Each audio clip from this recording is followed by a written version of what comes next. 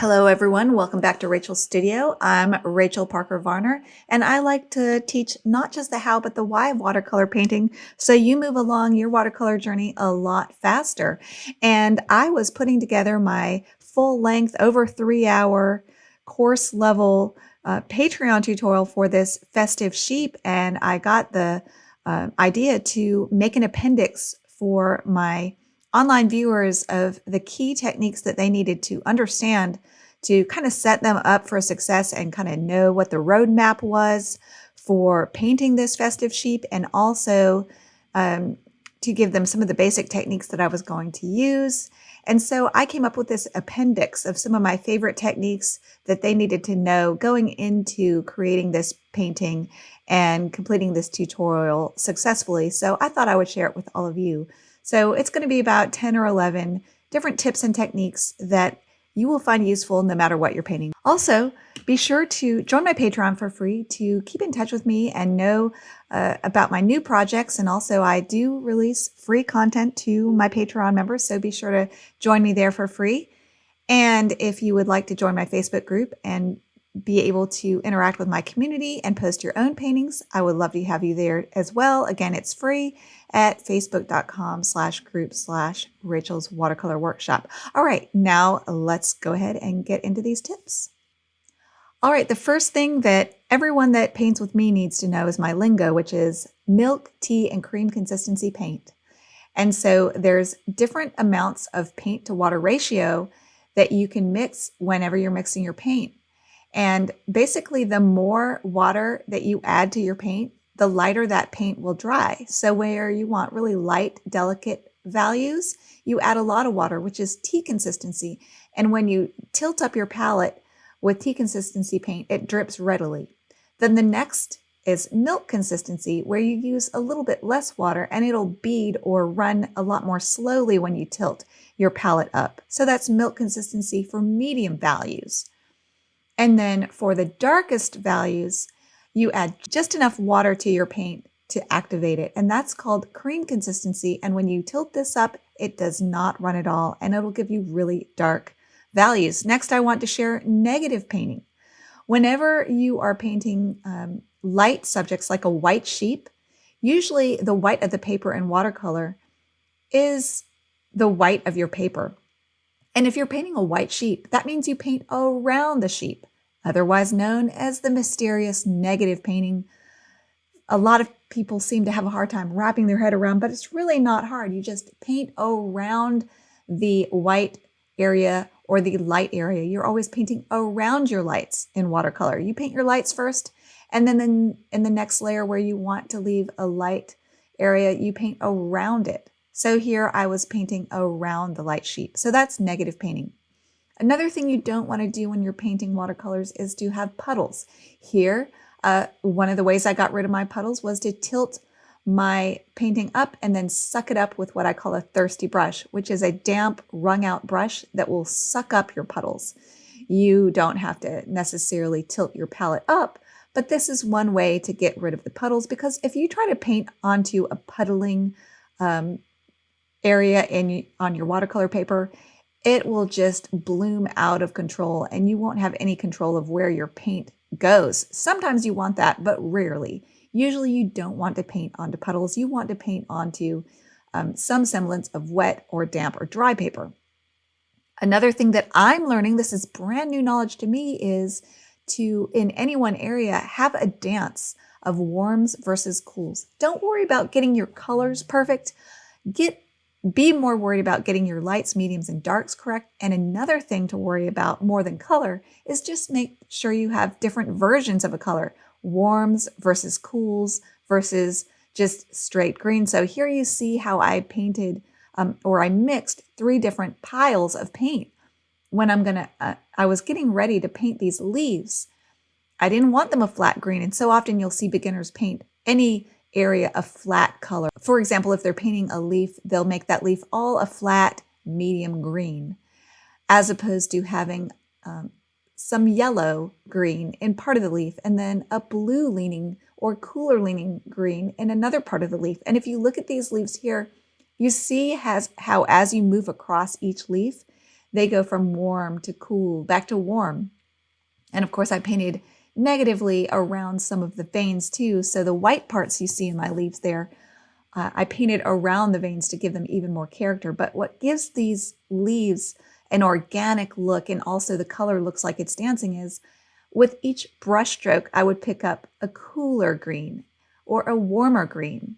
Cooler green has more blue in it. Blue is ice, the color of ice. So whenever you think of cool, think of ice. And warm is like the sun. The sun is yellow, it's warm. And this dance between warms versus cool really will enliven your color.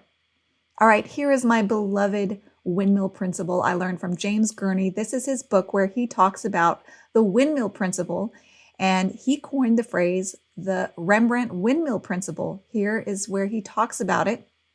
He says he was looking at Rembrandt's windmill, and he noticed that the blades of the windmill had 4 different value pairings.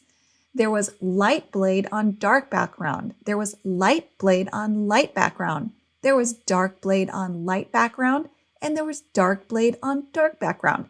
So if you start watching my videos, 9 times out of 10, I'm going to mention this Rembrandt windmill principle because it is the most amazing thing I have learned in years. And thank you so much to James Gurney, who also has a YouTube channel. But you can use this principle when you're painting eyes, noses, flowers, trees, portraits, backgrounds, lakes, clouds, everything. It will improve your painting no matter what you're painting. I just love it. All right, next we're going to learn how to blot your heel. So when you pick up paint, you might have a lot of water in your brush. And so what I like to do is I pick up my paint. I have milk consistency paint there. I'm going to paint a berry. A berry is very controlled, so I'm blotting my heel, not my tip. And after you blot your heel, you can pick up more paint with your tip. And that will give you control when you're painting tiny little places like this. Like these berries are tiny, and I was painting around a little tiny glint in the berry, painting around that light, remember? But you can't do that if you don't blot your heel, because if you don't blot your heel, when you touch your brush to the paper, the water will rush out in a puddle onto your paper and you will lose control. So that's why you want to blot your heel. Charles Reed likes to shake his brush. I like to blot my heel. All right, here is how you build up a watercolor painting. In general, this is just the textbook way of building up any painting. First, you paint your lights. And so here what you see me doing is I got the nose of the sheep wet, and then I'm dropping in or charging in very watery red. I let that completely dry. You let it completely dry. And this is not just for a sheep nose, this is for any painting in watercolor in general. The next layer you can do, I'm actually breaking a rule. I'm putting in my darks next. Everything is completely dry, allowing me the control I need to put in these hard, dark features of the nose and the mouth. So you work in layers in watercolor. You let each layer dry completely before you do the next layer. And I call this mapping in, by the way, when I paint in the main features like the nostrils. And then in this next layer, everything's completely dry again. So the nostrils are dry, the light pink is dry, and now I'm going to paint in the medium colors, which is kind of out of order.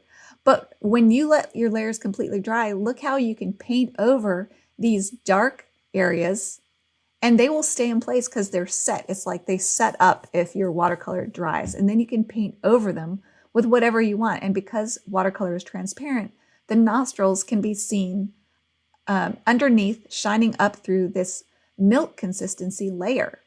And so that's how most watercolorists work. They work in layers and build up the colors, the textures, and the values by painting in successive layers. All right, here's another idea that a lot of beginners, I think, don't realize happens, and that is the push and pull of a painting. You don't paint a painting like a fill in the blank or a 1, 2, 3 in order kind of process for your painting. You might put something down, hate it, and then you blot it back up. And this is a perfect example. I'm about to paint a little pine cone, and I'm going to hate it. And so I'm going to paint the pine cone, and then while it's still wet, I'm going to take a tissue and I'm going to blot it up. And this is just an example that I like to share with my beginners because they think, oh, you can't make mistakes. You just have to put it down and leave it alone. And if you don't like it, tough cookies. Well, that's not how it works. You don't have to put up with something you don't like. You can blot things up. If I wanted to erase that pine cone even more, I could have flooded that area with water and blotted it even more. And that's the push and pull of painting. Another thing that I love to do, and I share this love with Mary White, who's a very accomplished painter. You hear painters say, just put it down and don't mess with it. Well, I don't agree, and neither does Mary White. And if Mary White thinks it's okay with me too. I'm kind of a Mary White fanatic, so if you don't know who she is, definitely check her out. But so this is what I love to do, is I like to use what I call, or what are called stiff or soft scrubbers. And what you do is, like for example here, my eyes were a little flat black, and I like to have the bottom third of my eyes, usually no matter what I'm painting, to be lighter. So you let your paint completely set up. You moisten your stiff scrubber or your soft scrubber of choice, whatever scrubber you choose is right for your paper, and you can rub at areas to soften edges, like I'm softening the edge right here. I lightened the bottom third of the iris of the sheep just a minute ago, and now I'm softening the chest of this sheep here because it was way too textured and way too much light on dark contrast. It was calling too much attention to itself. This area needed to be softer. So it's the perfect candidate for scrubbing. And so that's one of the reasons, many reasons why I love Arches cold press, because you can use a stiff scrubber. You can scrub the snot out of it. And then after you let everything dry, you can paint on top of it and the paper's not damaged. Not all papers will allow you to do that. For example, Stonehenge hot press, which I love, will not take any amount of stiff scrubbing. The paper will pill and be damaged. And then if you try to paint on it, it will just, it won't take the paint properly and it won't look good. But you can use soft scrubbers on Stonehenge and it lifts beautifully. So you also have to know what paper you're working with to know whether you can use a stiff scrubber or a soft scrubber, or if it will not allow scrubbing at all. Some papers won't allow you to lift at all after the paint is dried and set. But I love my scrubbers. So anyway, that is in a nutshell all my very favorite techniques and all the basic things that I could think of that I needed to put in this appendix. This video will become an appendix for my full-length, 3-hour-long, start-to-finish tutorial of this festive sheep. It will eventually be a $13 tier tutorial, but what I usually do is I like to make everything available to all my $8 tier level Patreon members. And then after the tutorial's been out a couple months, and if it's highly edited like this festive sheep one is, I'll move it up into the $13 tier. So all my very best tutorials, if you're starting out with me, I do recommend you join at the $13 tier level. It is a very good deal. For just $13 a month, you get access to a library of almost 200 tutorials that encompass my full-time work for the last 5 years. Thousands of dollars worth of footage, basically. And you can access it for just $13. It's an incredible deal. When you join my Patreon will just automatically deduct $13 from your account every month unless you cancel. But it's really easy to cancel. You don't have to be committed. So I hope you'll join it at a paid tier. But if not, be sure to at least join my free membership on my Patreon, because you will get a lot of free content that way as well. And you'll also see what I'm working on in case you decide you do want to join. So I hope to see you there. Be sure to join my Facebook group for free as well. And until next time, go watercolor your world. Bye, everybody.